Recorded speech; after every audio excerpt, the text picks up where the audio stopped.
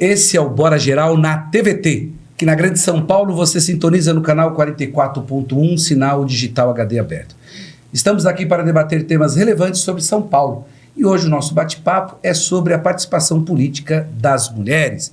E para fazer essa conversa, nós trouxemos a doutora Marilene Teixeira, que é economista da Unicamp, Lucineide Varjão, presidenta da Casa Margarida Barreto, e Toninha Salles, secretária municipal das mulheres do Partido dos Trabalhadores.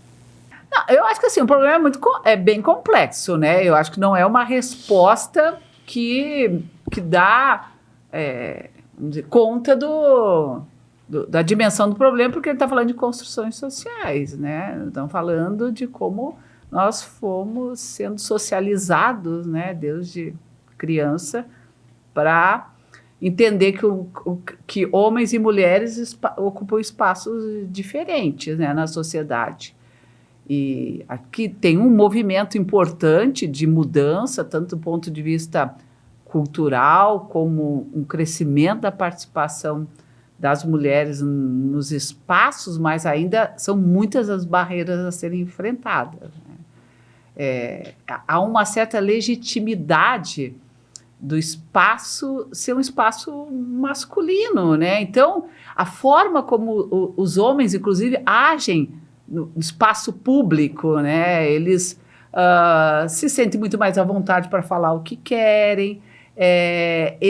A forma que a política, vamos falando da política, se organiza, ela é um determinante, né, para excluir as mulheres, porque as decisões, as deliberações, elas não são tomadas muitas vezes no coletivo, elas são tomadas em espaços informais, que é da cultura, inclusive, da política, né? E esses espaços as mulheres nunca participam, né? Elas nunca são convidadas para ir ao boteco, para ir a jantares, para ir a churrascos, porque é como se aquilo não fosse parte do espaço dela, né? Então, tu tem que...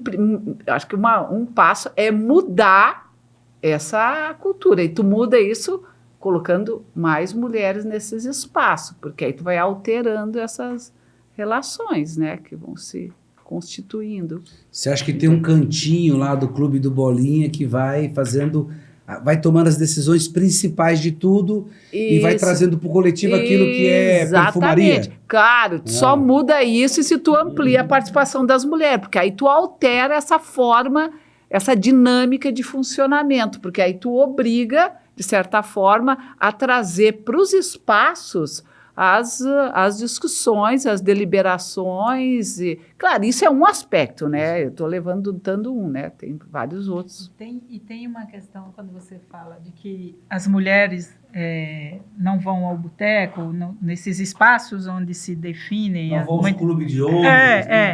Muitas vezes, quando nós furamos esses bloqueios, essas bolhas, nós temos resistência deles e de nós também, né? É muito raro você estar num boteco, eu faço isso. Então, é experiência própria. Você está num boteco tomando uma cervejinha com eles, e aí você tem essa resistência, tanto deles como das mulheres que nos vê muitas vezes, né? Pô, não é muito bem visto. Então, esses espaços, a gente precisa ampliar mais esses espaços das mulheres. E né? você fez muito isso nas relações internacionais, né? Porque você ia lá e conversava nos espaços, enfim, eu presenciei a luta lá, trocando uma ideia, lá no petit comitê, né? Onde as coisas estão sendo conversadas. E você tem que chegar, mas você tem que chegar também com ideias, né? Você tem que contribuir com aquele debate, qualquer debate que eles estejam ali, principalmente na política, né? Porque é o que você falou, as decisões pode ser que sejam tomadas anteriormente, mas quando vem para a gente também tem que compreender aquele... Eu acho que é um espaço, Hélio, que ele, desde muito tempo, ele foi formado para os homens compor. Se você vê a nossa história do Brasil, quantos anos a gente passou para ter uma presidenta mulher? Quantos anos a gente passou para ter uma prefeita mulher em São Paulo? E é um espaço que, quando a mulher é casada, ela tem muito mais preconceito da sociedade para participar da política do que o homem. Uhum. O homem pode ser casado, pode deixar sua companheira em casa, seus filhos, que ele não vai ser julgado pela sociedade. A mulher, quando ela é casada ou quando ela tem um companheiro que não é da área da política e que ela vai militar na política, ela começa o conflito em casa, porque o cara nunca entende por que ela está indo disputar. Porque ela tem que participar de alguma determinar, coisa. ela tem que deixar um tempo, ela tem que investir num Isso, tempo, horários mais prolongados. Eu sou né? oriunda do movimento de moradia. Eu coordenei 3 conjuntos habitacionais e durante a construção das casas só tinham mulher. Os homens só apareciam depois da casa pronta para morar lá dentro. O nosso primeiro conjunto que foi entregue na gestão da Luiza Erundina, a gente começou a pautar a briga. Olha, peraí, se sua mulher vem construir a casa, então a casa tem que estar no nome dela. Eu tenho companheiros que não me dão um oi até hoje porque eu não deixei botar a casa no nome dele.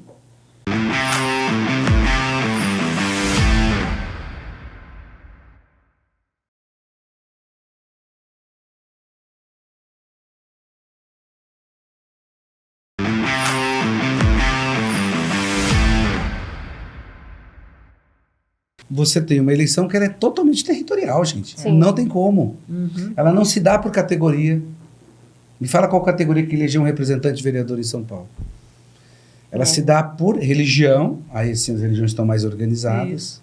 Por bairro, né? E O por território. E por pauta específicas. Específica, né? As Tá. pautas aí, Claro. essas pautas que estão, enfim. E Do dia a dia. quando você fala dos territórios, Hélio, assim, você que frequenta muito esses espaços, como é que as mulheres, elas são maiorias nesses territórios ou não? Então, a gente tem uma particularidade no mandato nosso que não sei qual é a construção que a gente fez, é que a gente tem muita participação de mulheres. Muita.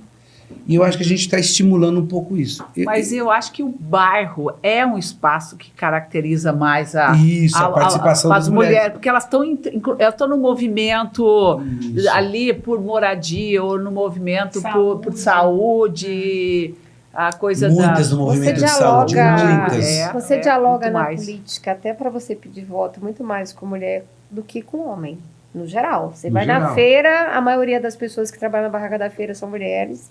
Quem está Isso. lá na hora da xepa para comprar Dá são uma encostadinha mulheres. aqui pra mim. Exatamente. Então, Vem pra cá. você no seu dia a dia de buscar voto, de dialogar com a população, você dialoga muito mais com mulher do que com homem em todos os setores. Você vai na academia de manhã, você vê que 80% é mulheres. Você pega o ônibus, você vê que 80% é Tem mulheres. horários Você que pega tu o só trem. tem mulher dentro do ônibus. Quer ver Então- a metade da tarde, que é quando as trabalhadoras domésticas estão voltando voltando, para né? casa. A gente é só mulheres. O que eu acho que a gente precisa criar é um mecanismo de ter um material que consiga fazer com que essa mulher, além dela dar o voto dela, que ela consiga ramificar mais voto pra gente. Porque você dialoga com ela em todos os espaços. Sim. Com homem você dialoga muito menos. Isso. E quando você dialoga com homem, o período que você encontra mais homens é na passada pelos botecos, que para mim boteco é um lugar que você ganha voto pra caramba. A Toninha frequenta bastante Eu boteco. frequento muito boteco, eu saio da Lesp 7 horas da noite, eu vou pegar trânsito, eu vou pro boteco, espero o trânsito baixar e lá eu converso, Nós precisamos diálogo, frequentar porque eu mais voto. boteco junto lá no Campo Se Limpo, hein? precisar. É, precisa. Mas ali da Lesp, onde é que você tem boteco ali? Só Brigadeiro tem... Luiz Antônio tá Ah, na lotado. Brigadeiro. Ela vai até a Brigadeiro. Boteco lá. Brigadeiro Luiz Antônio Brigadeiro. tá cheio, você pega o ônibus, desce ali em Moema, Tá. tem pra todo lado. Não, mas assim, deixa eu fazer uma pergunta para vocês. O que vocês acham que um mandato de vereador em São Paulo pode ser usado como ferramenta para poder buscar mais participação das mulheres? Uma coisa que eu tenho, viu, Mari, que eu tenho muito claro comigo é o seguinte, eu faço um papel de transição, tá? Então, eu chego na política aos 55 anos e aí estou numa transição. E essa transição tem que ter sentido. Uma delas é o seguinte, é você atomizar a juventude, que eu acho que é uma discussão que a gente tem, e também Claro. as mulheres. Como é que a gente pode usar como ferramenta? Como é que aqui, se a gente pudesse, não, a gente pode, nos próximos anos? Que contribuição que a gente poderia dar para aumentar a participação das mulheres na política usando o mandato como ferramenta? O que vocês acham? Eu acho que uma das coisas é impulsionar as lideranças locais. Isso que a gente estava justamente conversando, né? Quer dizer, a presença das mulheres se faz mais concretamente nos bairros, na periferia, articulado e organizado em todos os movimentos. Inclusive, tem vários estudos que mostram isso, né? As mulheres, quando você olha, não tem problema de participação política. As mulheres participam, o problema é como você determina o que é participação política. É ocupar um cargo no executivo, é ocupar um cargo no legislativo, quer dizer, isso digamos que é um aspecto da participação política. A participação política se dá cotidianamente, na associação de moradores, no movimento de bairro, no movimento feminista, no movimento de mulheres, na luta por moradia, na luta contra as privatizações. Ali tem mulheres e tem uma presença grande. Por que essas mulheres que estão nesses espaços, elas não conseguem alcançar os espaços de liderança e por que elas não conseguem chegar exatamente porque óbvio, porque aí eu acho que é essa coisa cultural, né? Dá só um pedacinho disso que você falou e continua, não perde o raciocínio. Um dos movimentos que eu vi extremamente, a maioria mulheres, que fizeram um baita movimento nos anos 80, foi o movimento de saúde, que levou à edificação do SUS, e depois você não vê a participação delas em grandes espaços do parlamento, por exemplo. Exatamente. Isso não resultou numa presença nesses espaços, por exemplo, na Zona Sul. Você teve um movimento muito forte também nos anos 70, anos 80, de moradia, que era basicamente organizado pelas mulheres. Isso não resultou em maior participação política. Tu pega as lideranças mesmo das mulheres, por exemplo, que estiveram à frente contra a ditadura. Se você olhar os desdobramentos, tem muito mais homens que se engajaram politicamente do que as próprias mulheres que viveram situações tão ou piores do que os homens durante o período da ditadura. Então, é esse salto que eu acho que a gente precisa observar. E aí, eu quero comentar uma coisa que eu acho que é bem importante, que não tem como a gente alterar isso se a gente não fortalecer o movimento de mulheres, né? O movimento feminista e o movimento de mulheres. Porque mesmo que você tenha uma ou outra liderança que se destaque, tem as suas singularidades, mas é no coletivo que tu constrói as mudanças e as transformações, né? Então, a gente tem uma tendência, eu acho que é isso, muito herdada do neoliberalismo, né? Essa ideia de que quando uma mulher chega no topo, parece que ela sinaliza que todas podem, né? Não, não é assim. E muitas vezes, vamos dizer, esse espaço que foi conquistado, se não tem um movimento forte por detrás, uma luta que transforma as estruturas, que transforma as instituições, não significa que outras mulheres vão chegar lá. A gente vai continuar idealizando algumas. Então, tem que pensar em movimentos que alterem a estrutura, que alterem a institucionalidade, para impulsionar que mais mulheres subam, né, que sigam junto para esse processo. Eu acho que um dos mecanismos que pode ser feito através do mandato de vereador, de deputado, de deputada, é você também descentralizar, fazer algumas rodas de conversa no território. Agora, no mês de março, a gente andou fazendo algumas rodas de conversa. Você reúne 40, 50 mulheres, bota uma creche lá para o filho dela, ela vem, e ali ela consegue dialogar e, sabe, se soltar ali e até contar o dia a dia dela. Isso eu acho que a gente tem feito muito pouco, quanto mandato e quanto partido também. É meio que a gente deixa o ano inteiro, quando chega no mês de março, aí a gente lembra de fazer tudo e a gente não tem pena para fazer tudo. Mas é uma das coisas que você... Um ano de eleição por si só, você movimenta muita mulher com debate político. Só que quando o ano de eleição acaba, a gente ocupa os mandatos, a gente meio que dá uma recuada do território, né? A gente fica mais nos espaços centrais. E aí, para você trazer uma companheira para o espaço central, você depende de trazer ela com a criança, da creche, do transporte, tudo. E dificulta um pouco, talvez, a gente descentralizar que seja um calendário a cada 2 meses, a cada 3 meses, roda de conversa com mulheres no território. Acho que isso agora na pré-campanha é uma boa ferramenta para a gente fazer. Isso anima, porque a gente está com uma população também muito descrente da política. Primeiro, por causa da pandemia. Segundo, por conta do que a gente teve de Bolsonaro e de, sabe, governo de São Paulo e prefeitura de São Paulo, que destruiu o que a gente construiu quanto partido de esquerda, quanto o governo de esquerda. Destruiu a nossa Secretaria de Política para as Mulheres, destruiu a Secretaria de Combate. Você não tem mais cultura nos céus igual a gente tinha. Quando a gente criou o céu, você tinha tudo dentro do céu, ali na porta, que a pessoa vinha para natação, para o esporte, para shows. Agora, a gente não tem mais nada disso. Então, a gente está meio carente de cultura, de tudo no território. É isso, Lu? Eu acho que tem coisas, por exemplo, que você já deixou marcado nesse primeiro mandato seu, né? Essa questão que você comentava sobre muitas mulheres no gabinete. Quando uma mulher chega num gabinete que é recepcionada por outras mulheres, ela se sente mais acolhida, fortalecida, representada. Isso já está na sua trajetória.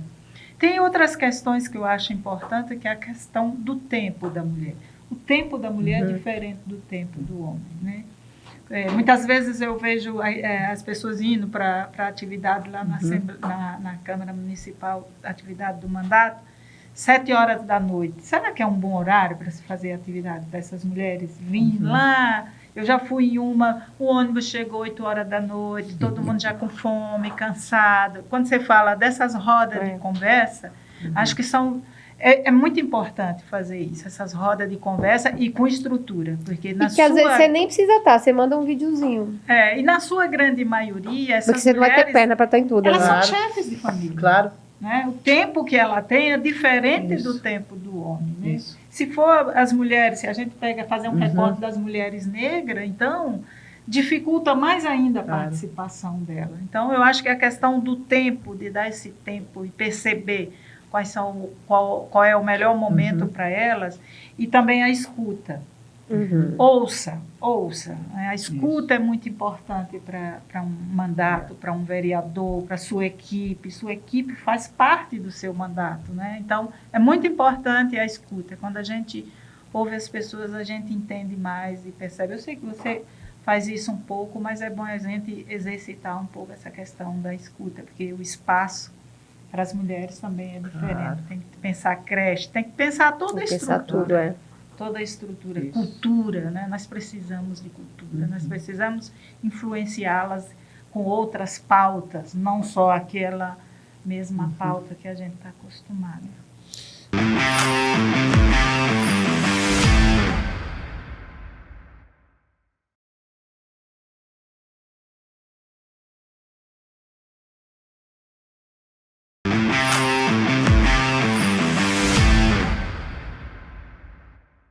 A gente tem experiência no sindicato com isso, né? Que a gente, para poder fazer os encontros das mulheres ao longo do ano, a gente tem que proporcionar às companheiras condições materiais para participação.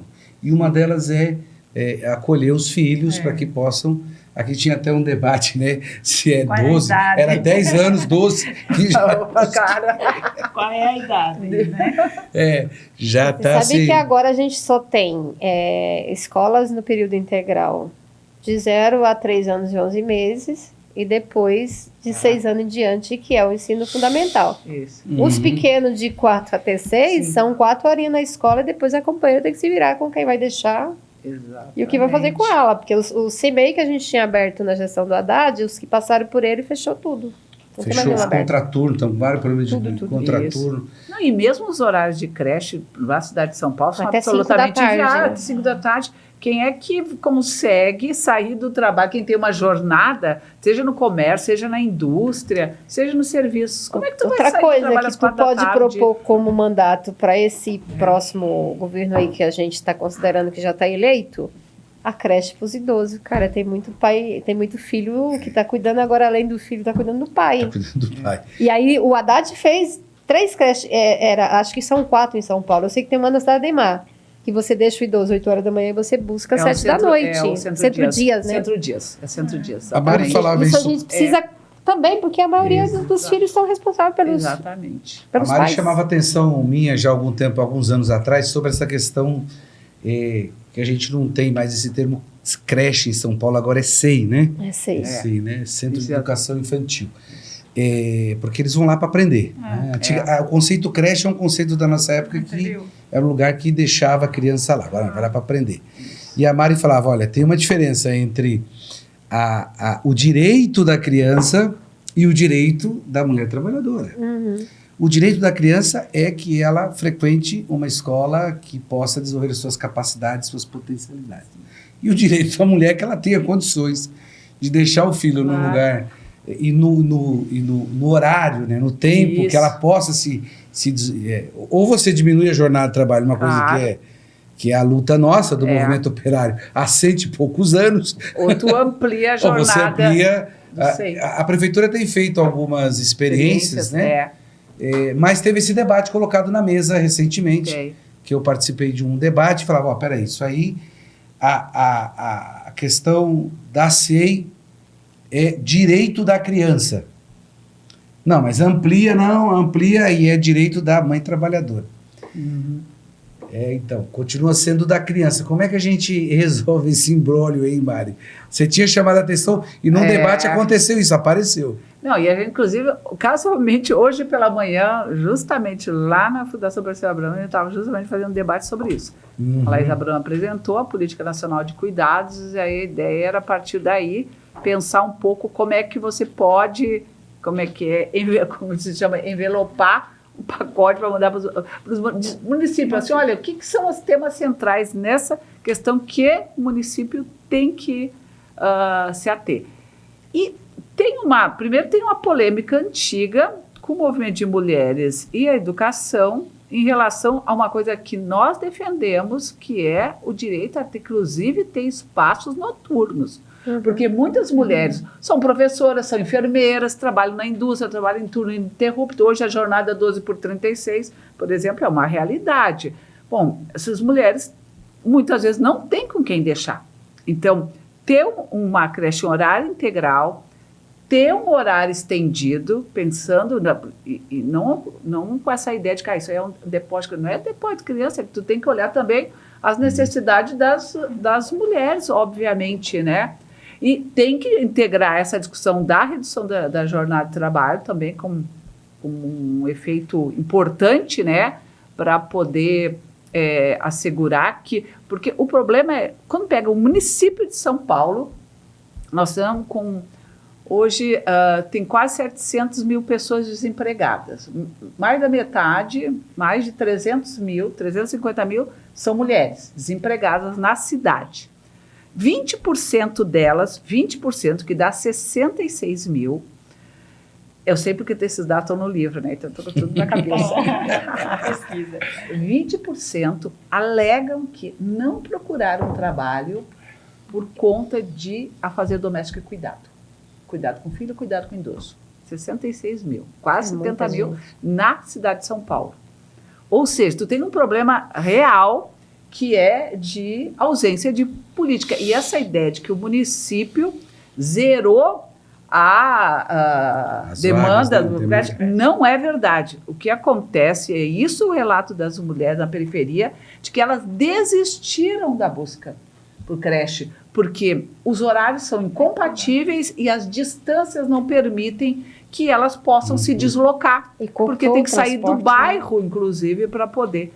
Então, a política, uma política de horário integral para a educação infantil, mas também para os idosos, porque hoje as mulheres estão sanduichadas. Essa geração aí dos 40, 50 anos, muitas vezes está tendo que cuidar de filho, cuidar de neto e cuidar dos pais. Verdade. Então, nós estamos num contexto em que, assim, eu semana passada cheguei lá para a atividade de Brasília, do lançamento do primeiro relatório.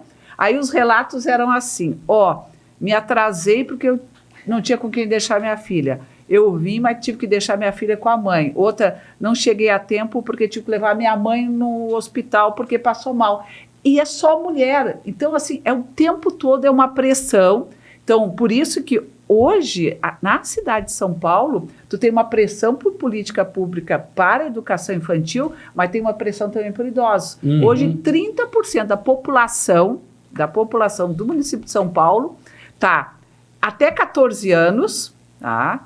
E com 60 anos ou mais, 30%. Então, tu demanda política numa ponta e demanda política na outra. E a política para idosos, por exemplo, na cidade de São Paulo, é absolutamente precária, insuficiente. né? Ela é tão precária porque ela é assim, quais são as pessoas que se enquadram para ter acesso à política? Ela tem que ter um grau de vulnerabilidade assim, ao extremo. Ou é morador de rua, ou ela vive de BPC, ou ela vive numa família que vive só com programas de transferência de renda, ou ela vive em situação de violência, de risco de violência, quando você tem uma família, por exemplo, que até 2 salários mínimos, que não se enquadraria em nenhum desses critérios, e não tem condições de dar conta de um idoso sem ter que abandonar o trabalho para cuidar.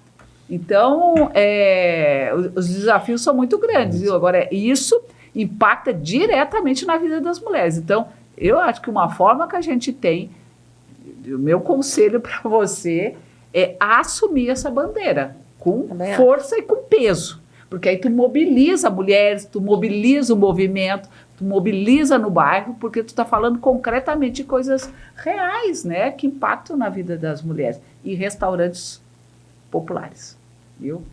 Porque assim, as mulheres trabalham conta própria, trabalham como ambulantes, trabalham nesses salões, elas não têm onde comer, comem qualquer coisa, de qualquer jeito, na rua. Tem que ter restaurantes populares espalhados na cidade. Tem que retomar isso. Olha, esse programa vai ficando por aqui, mas na próxima semana a gente vai retornar com esse bate-papo sobre a participação das mulheres na política. Então, até o próximo programa. Forte abraço. É aí, tamo na luta.